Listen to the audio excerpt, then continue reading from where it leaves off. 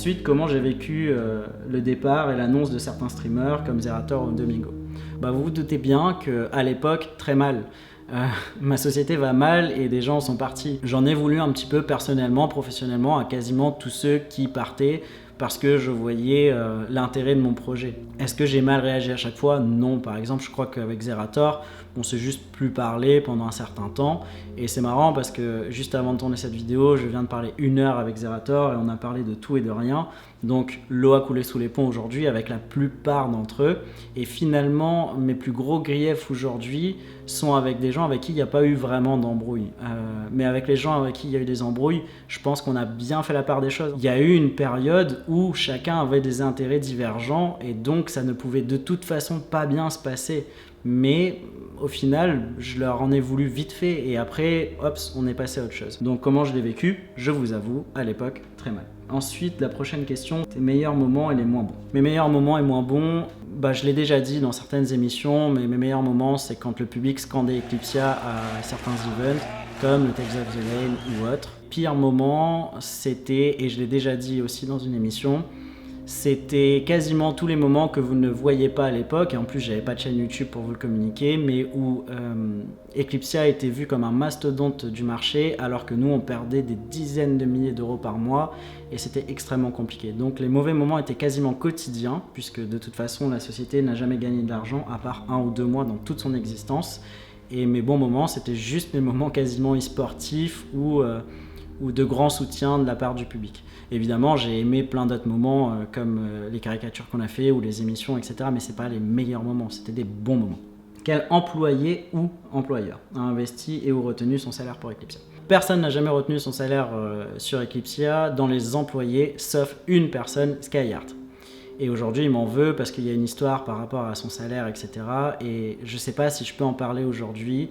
Et je pense qu'il n'aura pas la même version. Comme vous avez pu le voir, j'avais préenregistré cette vidéo et elle était déjà prête à être diffusée. Mais entre temps, j'ai eu Skyheart hier sur Twitter et on a décidé de s'appeler ce soir à 20h. Donc j'ai pris la décision de ne pas diffuser de cette séquence où j'expliquais toute la situation pour savoir si c'était pas mieux d'avoir Skyheart au téléphone et de discuter parce que je le sais qu'on n'est pas d'accord sur entre guillemets la version. Donc j'ai pris cette décision-là. Je sais qu'elle va pas vous plaire, mais je préfère, par correction envers Skyheart, d'abord l'avoir au téléphone. Pour ceux qui se souvenaient pas, Skyheart c'était quand même un de mes meilleurs amis à Ashford, et je pense que je lui dois bien ça. Donc je vais l'appeler ce soir, et évidemment, en fonction de la discussion, on décidera soit d'en parler, soit de ne pas en parler.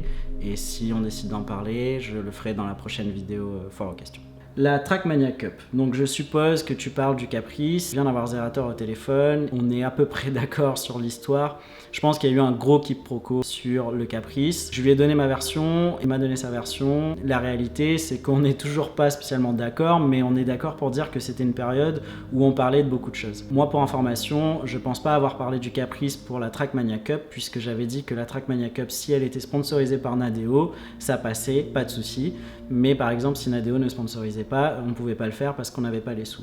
Moi, je pense avoir dit à Zerator que le Caprice, c'était pas du tout par rapport à la Trackmania. Et je vais pas vous dire exactement ce sur quoi j'estimais qu'il y avait Caprice, parce que c'est personnel en fait. Mais lui a utilisé le truc du Caprice, on en a parlé au téléphone, hein, donc je vous le dis tout de suite. Il a utilisé le truc du Caprice, etc. Mais vraiment, il est quasiment convaincu que moi je parlais de la Trackmania Cup et moi je suis convaincu de l'inverse. Et c'est pas très grave en soi. Donc pour ceux qui ont vu, j'ai moi-même rigolé de cette histoire de Caprice parce que j'ai cette philosophie où si ça me coûte rien et que ça rapporte à l'autre personne, tant mieux en fait. Donc moi je trouvais ça très drôle que ça devienne un mème pour la Trackmania Cup, alors qu'en vrai, moi, ça me coûtait rien. J'ai dû prendre 3 ou 4 messages sur Twitter, puisque de toute façon, à l'époque, j'étais plus dans le game. Donc j'ai dû prendre, oui, allez, 10, 15, 20 messages, un petit peu provoquant là-dessus. Je savais en plus que Zerator m'en voulait absolument pas et que c'était juste un mème. Donc, si vous voulez, c'était un truc qui a été rendu populaire et c'était dans son intérêt et moi, ça me coûtait rien. Donc on a laissé jouer là-dessus. Mais franchement, je reste persuadé que c'était pas là-dessus que j'avais dit Caprice. Penses-tu que Eclipsia actuellement peut rebondir dans les mois qui viennent? Je vais pas faire mon work de l'époque, j'ai un avis mais je vais le garder pour moi. Voilà. En quoi ça a été l'une des expériences les plus enrichissantes de ta vie et comment ça t'a fait avancer en passant par les meilleurs moments que tu as vécu, voilà. Ça a été une des expériences les plus enrichissantes de ma vie parce que déjà c'est la première fois que je touchais de près ou de loin à la notoriété. Bon, j'étais pas très connu, mais en tout cas les gens avec qui je travaillais commençaient à le devenir. Donc Skyheart, Jiraya, etc. à l'époque. Et puis j'ai rencontré aussi les gens à travers Eclipsia. Par exemple, j'ai pu rencontrer Squeezie, j'ai pu rencontrer Cyprien. On s'est vu très peu, mais voilà. J'ai comme tout le monde, j'ai un petit côté fanboy sur certaines personnes. Et moi, bon, je suis pas très fan de Squeezie sur son contenu de l'époque. Aujourd'hui, j'aime beaucoup plus. Mais Cyprien, j'étais vraiment fan. Donc j'étais quand même assez content de rencontrer Cyprien à l'époque, etc.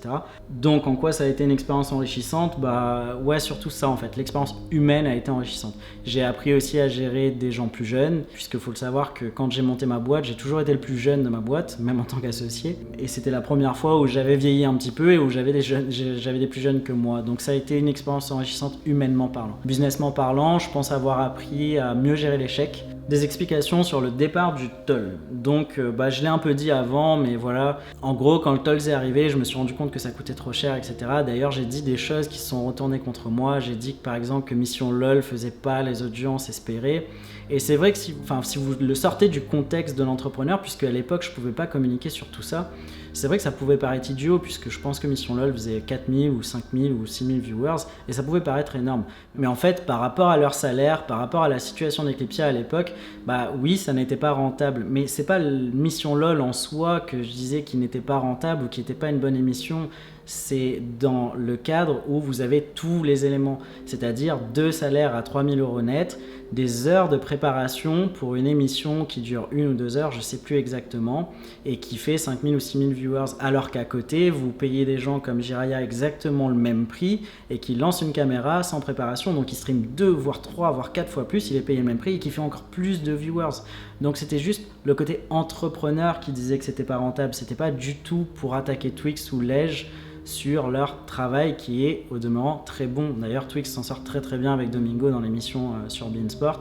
Et donc voilà, si je pense que ces gens-là m'en veulent toujours, mais je voulais juste dire que j'espère que vous comprenez aujourd'hui ma décision d'entrepreneur. C'était pas une attaque personnelle sur votre travail en fait. C'était une décision, ça coûtait trop cher par rapport aux résultats qu'Eclipsia pouvait en tirer. Est-ce que les gros comme Gigi et Sky, etc. n'étaient pas trop rémunérés pour que ça soit rentable? Donc j'en ai un petit peu parlé. Probablement pas Jiraya et Skyheart, mais d'autres oui, parce que Jiraya et Skyheart avaient l'avantage de streamer énormément. En plus, ils faisaient du YouTube et leur émission demandait très peu de préparation. Donc côté entrepreneur, si vous avez quelqu'un que vous payez 3000 € net ou 4000 ou 5000 € net, peu importe, mais qui stream par exemple 8 heures par jour sans préparation d'émission, et pendant 8 heures par jour, il vous crée du revenu. Si vous payez quelqu'un 3000 € net et qu'il prépare son émission 4 heures et qu'il n'y a qu'une heure de diffusion, il vous crée qu'une heure de revenu alors qu'il a travaillé 5 heures. Donc non, pas Sky et Gigi, mais oui, certains autres, oui. Pourquoi Eclipsia n'était pas rentable? Je pense en avoir parlé. Masse salariale trop importante par rapport aux revenus. Et puis à l'époque, on n'avait pas d'OPSP, il n'y avait pas beaucoup de dons, et en plus les gens ne voulaient pas donner à un mec qui roulait en R8. Ça c'est une autre erreur, mais comme je gagnais de l'argent sur mes autres sociétés, tout le monde pensait qu'Eclipsia était rentable. Non, Eclipsia perdait de l'argent. D'ailleurs, moi j'ai remis plusieurs fois au pot des sommes comme 50 ou 60 000 € sur plusieurs mois d'affilée pour qu'Eclipsia reste à flot. Est-ce qu'il y a eu des impayés et est-ce encore le cas? À ma connaissance, il n'y a eu qu'un seul impayé sur Eclipsia de toute l'existence de la boîte, c'était Kerr, un rédacteur. Et c'est un choix que j'ai fait et je le regrette. Et d'ailleurs, si Kerr veut nous envoyer sa facture aujourd'hui, Eclipsia c'est plus à moi, mais je veux bien le payer en perso. Je crois qu'on lui doit 300 ou 400 €, mais en fait, comme il s'était barré chez OGaming et que le contrat était pas très clair entre nous, j'ai pris la décision horrible de ne pas honorer un bout de sa dernière facture qui était 300 ou 400 €. Toutes les histoires autres que ça, donc Skyheart, Narcus et compagnie, c'est faux. Ce qui s'est passé avec Skyheart, je vous en ai parlé un petit peu plus tôt, et ce qui s'est passé avec Narcus, c'est très simple, c'est que en gros, c'est très accepté sur YouTube, c'est ça qui est marrant, mais c'était pas accepté quand Eclipsia le faisait. Vous générez du revenu, et nous on proposait de payer à la semaine, mais c'était bien écrit dans nos CGU, on faisait une avance sur ce qu'on allait percevoir. Et en fait, ce qui s'est passé, c'est que Dailymotion nous payait nous un net 30, donc 30 jours après la prestation. Et en fait, on récupérait par exemple 1000 euros alors qu'on avait payé le mec 3000 euros. Donc, il n'y avait pas d'argent qu'on lui devait. Et on lui envoyait un courrier en lui disant « T'as trop perçu, donc on te les enlève sur tes prochaines factures. » Mais ce qui est marrant, c'est que du coup, sur YouTube, pour ceux qui savent, nous, on reçoit des estimations de dons. Bon, je monétise pas ma chaîne, mais comme Tsukiyo monétise la sienne, je sais comment ça fonctionne. Ils reçoivent des estimations de dons et très souvent, le robot YouTube repasse pour dire « Ah, oh, attention, c'était pas ça, mais ça ou ça. » Nous, le problème, c'est qu'on faisait une avance de chiffres, en fait. Donc, les gens estimaient que c'était un dû, en fait. Et quand on revenait sur ce qu'on avait dit en disant « Mais c'est pas grave, on continue à travailler ensemble, donc on va enlever sur la prochaine facture. » Et ben là, très souvent, les gens ont confondu ça avec de l'impayé. Mais donc, il n'y a pas eu d'impayé à part un que je viens de dire et d'assumer. Entre la diffusion du premier épisode et aujourd'hui où je devais poster la vidéo, j'ai eu quelques questions supplémentaires dans vos commentaires et je préférais y répondre, comme ça je pense qu'on aura fait le tour et qu'il n'y aura possiblement pas besoin d'une troisième fois aux questions. Alors je sais, il y a beaucoup d'autres questions auxquelles je n'ai pas répondu, beaucoup de questions très personnelles sur ma vie, est-ce que j'étais en couple avec une telle ou une telle, et évidemment j'ai pris le choix de ne pas répondre à ces questions et c'est hyper volontaire, mais j'ai quand même pris vos autres questions qui revenaient le plus. Il y a eu beaucoup de questions sur l'après-Rurk, donc sur Eclipsia de Paris, etc. Ça, c'est un choix de ne pas le commenter, mais moi j'ai pris vos questions sur l'époque qui me concerne et donc j'en ai rajouté 4, comme ça je pense qu'on aura fait un petit peu le tour. Donc est-ce qu'il y a eu du viewbotting sur Eclipsia ? Non, il n'y a jamais eu de viewbotting. On a évidemment acheté du trafic, mais c'était des vrais gens. Donc on a fait des campagnes de publicité, comme ça se fait beaucoup sur internet. D'ailleurs, moi je vis en partie de ça. On est des acquéreurs de trafic et donc c'est comme ça qu'on gagne notre vie. Donc je m'y connais très très bien, c'est ce qui s'appelle le media buying. Donc oui, il y a eu du media buy, mais donc c'était des vrais gens. On achetait du trafic sur d'autres sources pour qu'ils découvrent Eclipsia et qu'ils s'abonnent à notre contenu. Mais il n'y a jamais eu de faux viewers.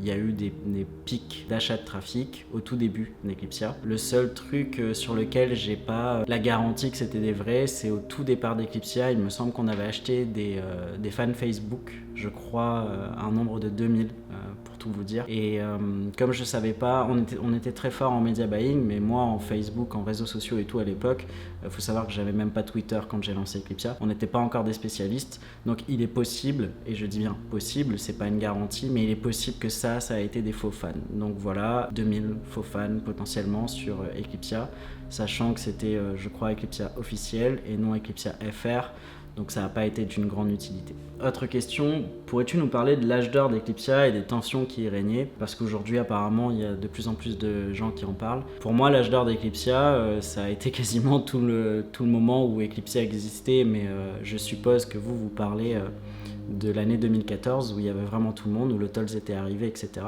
Pour tout vous dire, moi j'ai pas ressenti de tension. Je sais qu'il y avait 2 ou 3 petites tensions entre les gens, mais je pense que les gens, la plupart des gens en tout cas, avaient un certain respect pour moi et j'étais complètement épargné de ces tensions.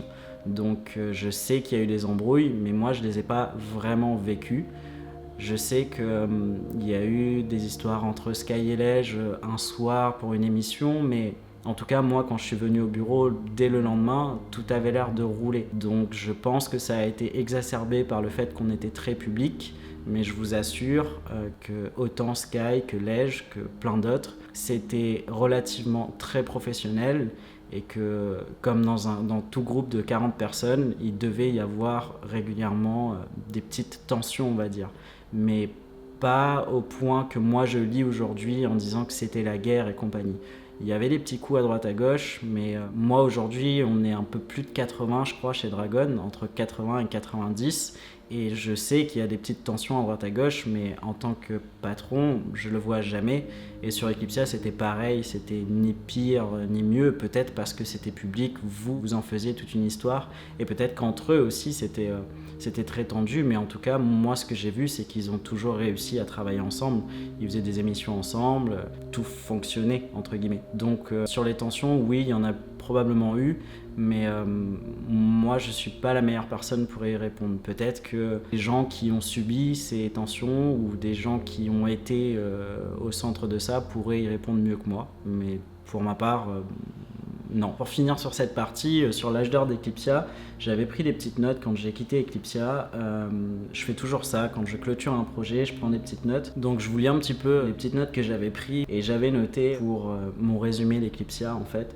2012, boîte trop insignifiante pour prendre du plaisir, en tant qu'entrepreneur en tout cas. 2013, boîte en croissance, c'était vraiment l'année du boost, etc. Mais pas le temps d'apprécier, parce que justement on se donnait à 100%. 2014, j'ai noté super année, super enrichissant. Je pense que pour moi, 2014 a été une des plus belles années de ma vie. Je pense que 2014 a été une des plus belles années de ma vie, et pour ça je voulais remercier toutes les équipes et tous les spectateurs qui ont pu nous regarder.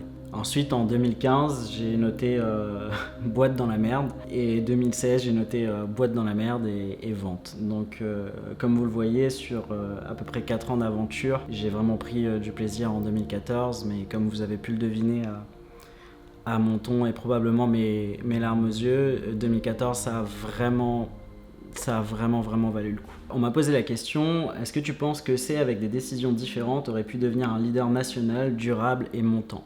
C'est très compliqué de répondre à cette question, mais je suis intimement convaincu que si j'avais pris de meilleures décisions, que j'étais à l'époque l'entrepreneur que je suis aujourd'hui, oui. Je suis persuadé que j'aurais mieux managé les gens, je suis persuadé que j'aurais pris de meilleures décisions, je suis persuadé que j'aurais pu amener ce projet beaucoup plus loin que là où je l'ai amené en fait. La réponse est positive, mais malheureusement j'étais pas l'entrepreneur que je suis devenu aujourd'hui.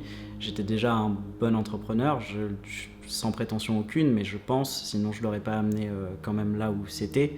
Mais je pense qu'avec l'expérience que j'ai encore appris depuis, oui, j'aurais sûrement fait mieux, mais c'est un peu toujours pareil dans la vie. Si vous aviez su certaines choses qui se sont passées sur internet il y a 10 ans, on serait tous milliardaires, on aurait tous acheté tous les noms de domaine possibles et imaginables, on les aurait revendus et puis voilà. Donc c'est toujours facile après coup de le dire, mais oui, je pense que j'aurais pu faire mieux pour répondre à ta question. La dernière question qui m'a été posée et qui clôturera cette vidéo, c'est si je devais recommencer l'aventure Eclipsia, qu'est-ce que je changerais? Très honnêtement, je changerais rien, parce que c'est tout ce qui s'est passé au sein d'Eclipsia, tous les gens que j'ai rencontrés, tous les mauvais souvenirs, toutes les bonnes choses qui sont arrivées, qui ont fait de moi l'homme que je suis aujourd'hui. Et je suis vachement apaisé avec ma situation aujourd'hui, beaucoup plus que je l'ai jamais été dans ma vie. Si vous voulez, c'était un très gros mal pour un très gros bien. Eclipsia a été une partie de ma vie qui, comme vous le voyez, est très dur de clôturer. Mais je suis quand même content de ce que ça a créé dans ma personnalité et de ce que ça a fait de moi aujourd'hui comme jeune homme, plus très jeune d'ailleurs. Donc non, je changerai strictement rien. J'ai rencontré des personnes extraordinaires dans les moments de bad, parce que justement on se tourne vers des gens qui sont peut-être moins importants quand tout va bien, etc.